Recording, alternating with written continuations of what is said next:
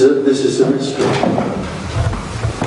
This is nothing as everything. This is the formless form. This is the empty fullness. Already it is that. It's energy that is and is not. And that energy, which is everything, simply has no, it's simply wild and free. It has nothing that influences it. There's no God or consciousness or anything directing it. It has no direction. It has no intention. It has no meaning. It has no purpose. It just is this. It just is everything. And it's completely free. And it's mad and wild. It can be travelling faster than light, and at the same time it can be zero. So it's a magician. It's like a magician. It can be anything, and it is everything. Everything you're looking at, everything you feel, think, and hear, or whatever, is simply energy, with no identity. It's just energy happening in all those forms, in all the forms. The galaxies, the stars, the apparent world, the room, apparent people, apparent chairs. That's all there is. And because the energy is free, it can also be limited. If it couldn't be limited, it wouldn't be free. So it also appears as boundless energy and also appears as limited energy.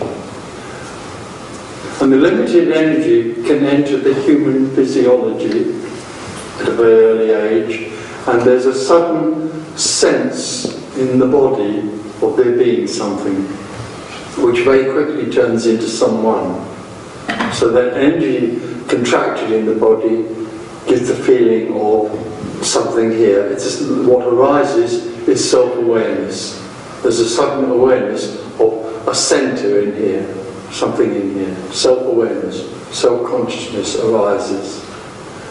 And as the child grows, the tiny child grows and meets lots of other people, then the idea of there being an individual in here, me, the self, the I, grows and becomes more and more certain. I am a person. That's what happens. I'm a person. There's another person there and another person over there. There's lots of persons. And what also becomes seemingly real to me, I'm real, is my story. I'm real. I was born, I will live, and I will die. That's real.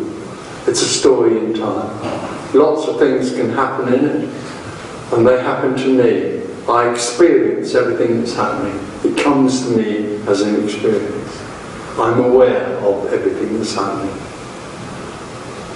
And also what arises as the child grows is the idea, again, a real idea for the child, that it, for the young man or the young woman, is that it has free will and choice, and that it can influence this story that's happening to it. I live in a real story, it's my story, and I can make my story better or worse or whatever. So that's how this energy, this apparently a contracted energy, takes form, and how it seems to grow and respond and react to life that seems to be happening outside. But of course, the other thing that's arising is a sense of being separate. So the individual feels as though it is experiencing everything that happens as something that's happening to it. So it's somehow the sky and the trees and other people are over there. They're separate energies happening to this. So what arises really is a dualistic reality. But it's actually me that's dual. Me is dualism. Me is separation. Me is the feeling of being an experience in here. So me lives in a dual reality. Can't live outside. That's how it goes. That's how it exists, through its sense of duality. And that can become very dissatisfying. There can be a feeling of something missing.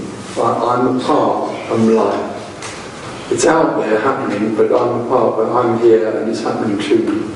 There's something about that that's not satisfying. For most people, they live with it and don't sort of question it much, it's like that. Some people, there's a more of an openness to the possibility that something is missing. I've lost something. Something's not there anymore. I'm going to find it. And so, in a sense, seeking, an inner seeking arises.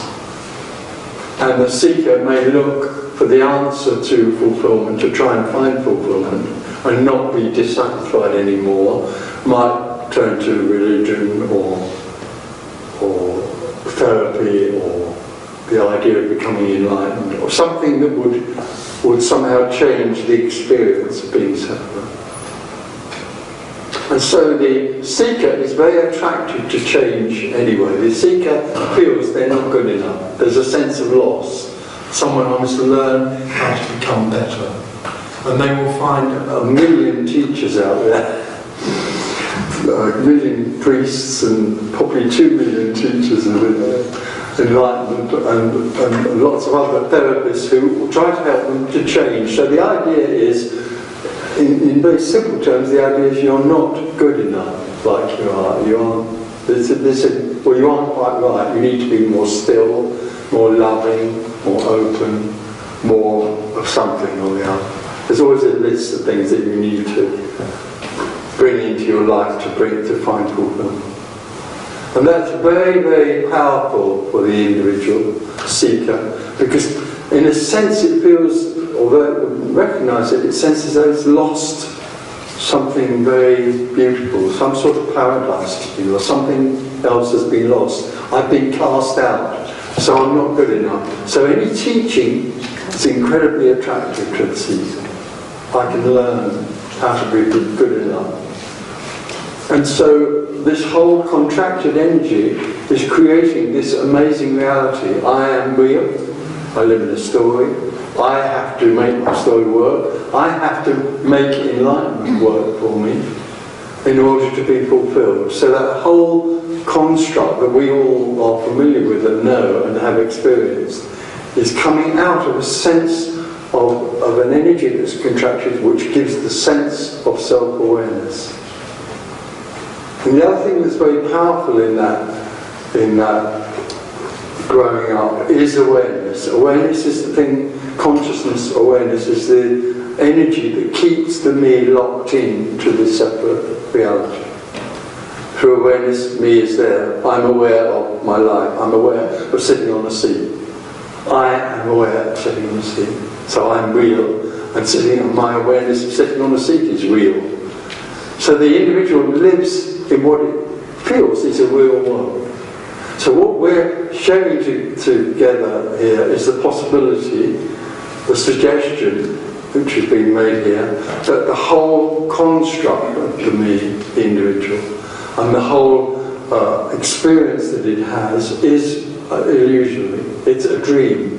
It's like there's a dreamer that grows up and dreams it's separate.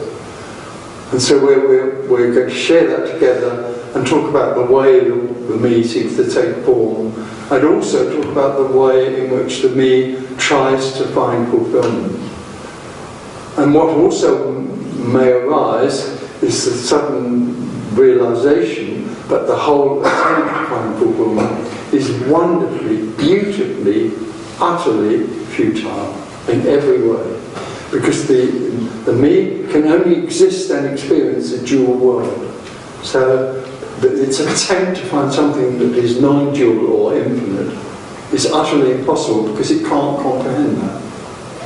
So what comes out of this conversation is the sudden possibility that there's something else beyond, or something else that is not about self-seeking, process, energy, belief, all those things that are connected with seeking.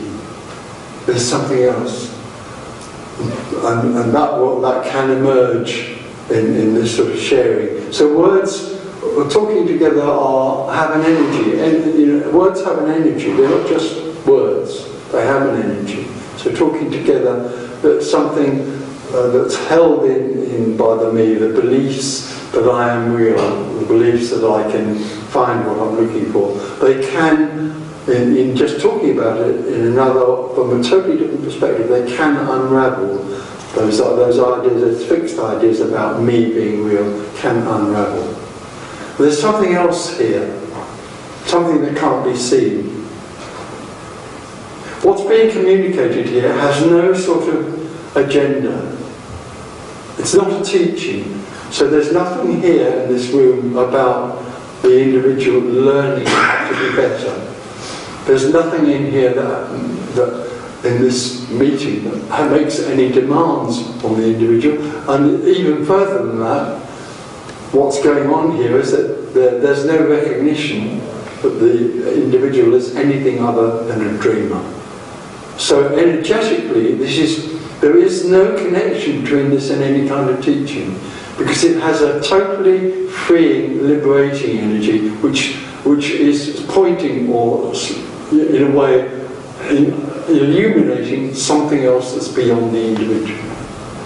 So the whole sense that you have to be something or learn something simply unravels, and that energetic sense, which has no intention or direction, is so open and boundless that sense of contraction can possibly simply let go into that. And then it's possible also that suddenly this individual, this contracted entity, will fall away. But the only thing about that is that there's nobody that will know that's happened. Because what we're talking about here, as I said at the beginning, is a mystery. What we're talking about here is the possibility of the seeker falling away, and all that's left is unknowable. It can't be described.